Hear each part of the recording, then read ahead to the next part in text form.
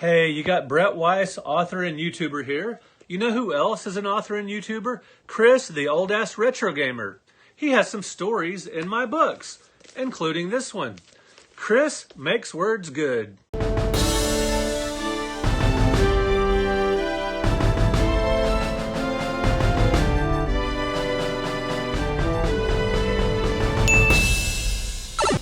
Hey everybody, Chris the old ass retro gamer here, and welcome to day 5 in the licensed video game challenge.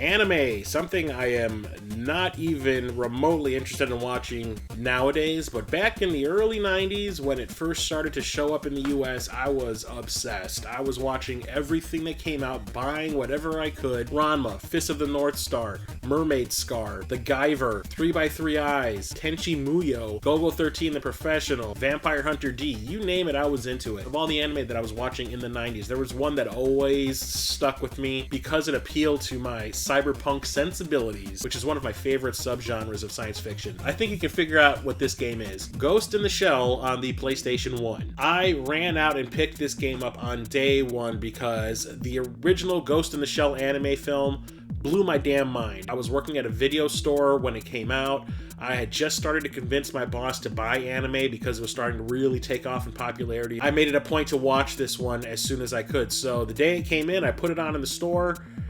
Got a few looks from people because it's a little bit of the nudity in it, but for the most part, I was just completely drawn into the story. I could not take my eyes off of it. I barely got any work done that day. When the game came out, you bet your ass I jumped on it as soon as I could. The game itself is not what you would expect it to be, because the movies, the television show, even the manga are all about Major Kusanagi, pictured here on the cover, running around and whooping bad guy ass. Well, you don't actually do that in this game. You actually control a Fuchikoma, which is one of those spider-like tanks from the film and the anime series and the manga. And it talks with a very cutesy voice. But once I actually started playing the game, that shock wore off of not being able to play as Kusanagi, and it took me by complete surprise. The Fuchikoma controls like a dream. Basically, it just slides around all over the place, the ground, the walls, the ceiling. You can go anywhere you want in the stages as long as the feet of the Fuchikoma can touch it.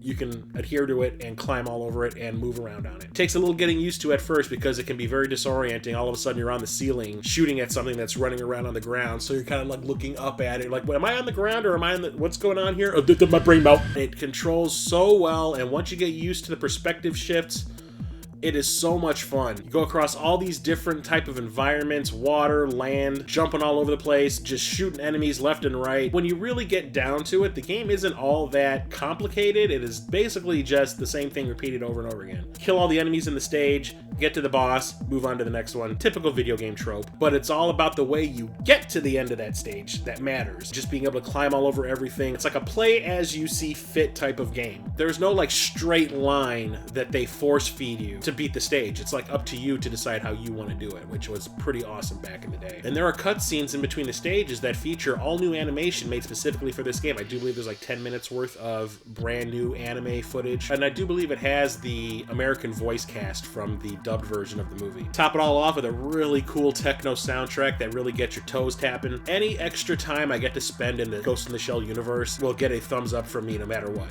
Even the live action movie that came out a few years ago with Scarlett Johansson, I love that too. It's one of my favorite anime properties, always will be, and therefore I wanted all the games that are based on this license, and I think I do have them, and that makes me very happy. But this is probably my favorite out of them all. Not only was it not what I was expecting for a Ghost in the Shell game, but it is just super fun to play and did something a little bit different. You want to play as Kusanagi? Get the PlayStation 2 game.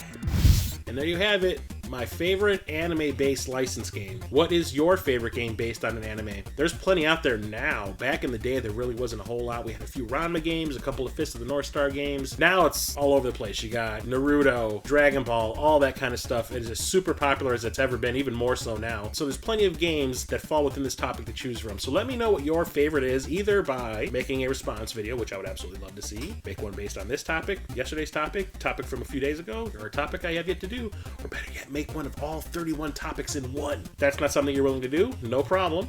Just leave your choice in the comment section below, because I would love to hear what you have to say about it. And until tomorrow's next topic in the Licensed Video Game Challenge, I am Chris, the Old Ass Retro Gamer, signing off.